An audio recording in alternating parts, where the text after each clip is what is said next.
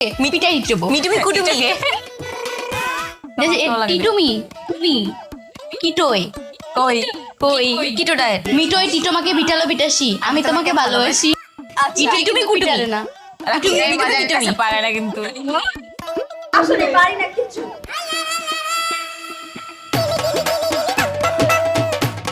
কিরে তোরা কি ব্যথা পাইছ? আরে না, বেতের বাড়ি একটাও গায়ে লাগেনি, সব কাপড়ের উপরে লাগছে। মামা বিলকিস ম্যাডাম একটা সেই জিনিস রে কি সুন্দর করে আমাদেরকে বাঁচাই দিছে।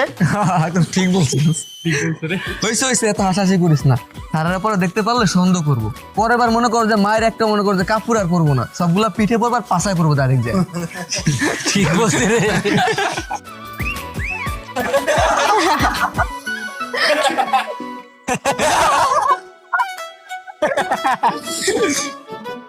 কিরে শুনলাম স্যার নাকি অফিসে নিয়ে তোদেরকে ইঞ্চি ইঞ্চি বেতের বাড়ি দিয়ে আপ্যায়ন করছে।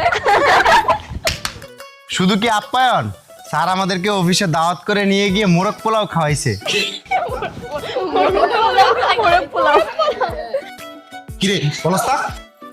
আরে হ্যাঁ হেড স্যারের সুন্দরী একটা মেয়ে আছে না, তাকে নাকি বিয়ে দিবে, তাই পাত্র খুঁজতেছিল। আমাদের মধ্যে থেকে জামাই নির্বাচন করবে তো, তাই দেখেছিল। আহারে শখ কত, হেড স্যার নাকি ওদেরকে ওনার একমাত্র মেয়ে জামাই করবে। এই এতগুলো বেতের বাড়ি খেয়েও তো তোর লজ্জা হয় না? এ ধরনের কথা কিভাবে বলিস তোরা? নগদের উপর খালি মিথ্যা কথা বলে। এ না, স্যার আমাদেরকে দাওয়াত দিয়ে নিয়ে গিয়ে শ্বশুর বাড়ির আদর দিছে। পিডান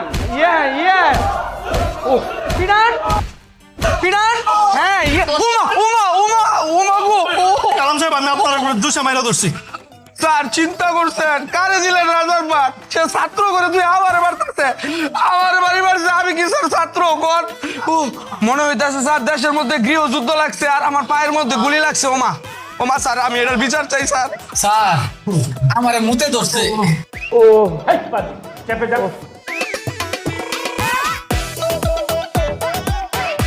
স্যার ওদেরকে তো অনেক পেটালেন, এবার এদেরকে ছেড়ে দেন। ধন্যবাদ স্যার।